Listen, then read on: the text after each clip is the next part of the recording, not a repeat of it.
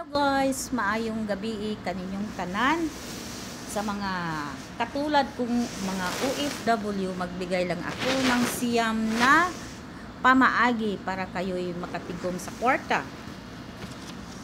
Ito po'y importante para mag-success sa ating pangandoy dahil ang pag OFW is mahirap po mag-ipon ng pera, kaya ingatan nyo ang inyong kwarta para pag-uwi magnegosyo. At itong pamaagi ay number 1, avoid depreciating asset.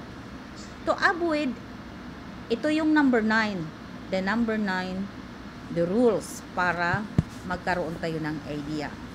To avoid in depreciating asset means choosing asset that either maintain or increase in value over time instead of losing value.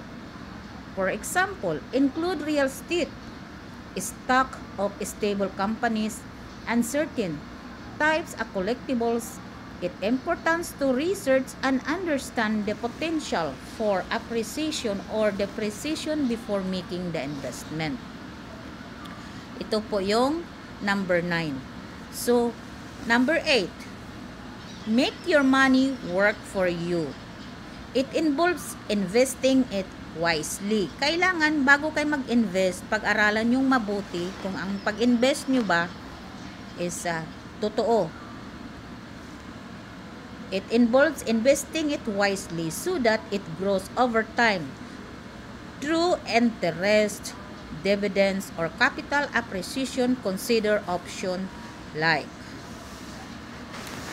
pagtatrabaho sa imong kwarta alang nimo sa salitang Bisaya. Hindi lang ikaw lang mismo magtatrabaho sa iyong pera, kailangan din ang pera magtatrabaho sa iyo. Kaya for investing money. Number 7, pagtabang sa imong kwarta para maayos na paggasta ng kwarta. Yun. Ito yung number 7. Yung huwag gumastos para lang magyayabang. Kailangan na tabangan rin nimo ang iyong kwarta. Kung paano o tama, kailangan organisado. Hindi yung pataka ka o gasto. So number 6, umiwas ka sa utang. Disclaimer lang po, hindi ko sinabing masama mangutang, pero yung nakakatulong sa iyong negosyo.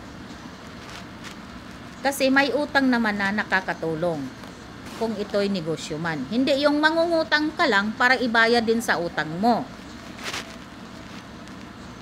Number 5, pagtimbang sa katalagman. Yung number 5, balansihin ang iyong risk. Kailangan may deposit ka para sa iyong emergency fund. Yun yung ihanda na yung save. Mag-save ka na ng pera para sa emergency fund, para sa katalagman. For example, may bagyo. Tapos, ayan, binagsakan yung negosyo mo. So, walang-wala ka talaga. Pero kung mayroon kang emergency fund, may malalapitan at may magagasta ka pa.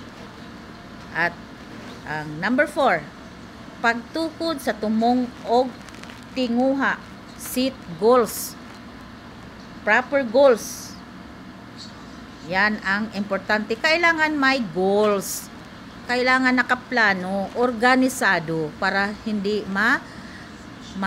magkamali kung ano ang dapat na pagkagastusan. Yan yung number 4. Pagtukod sa tumong o tinguha. Yan.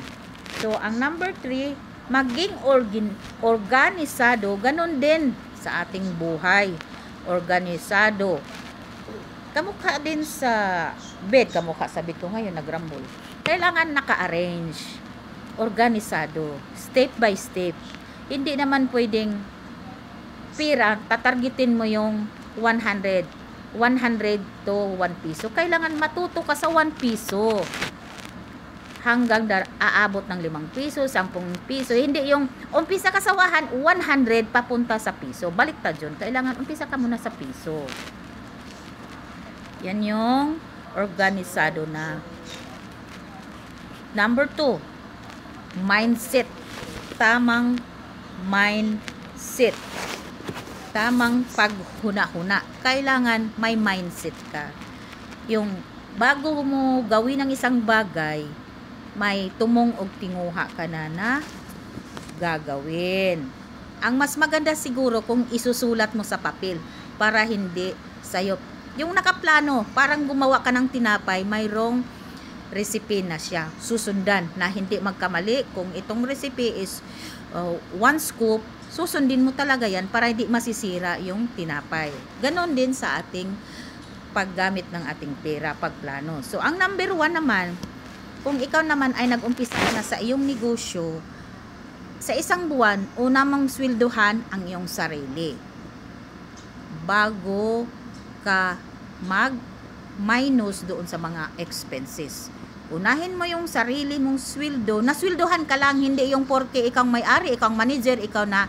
Kailangan isit aside mo na sweldohan ka lang din. Yun ang tamang rules para hindi maging risk ang ating pinaghirapan sa abroad. Iyon lang po at maraming salamat.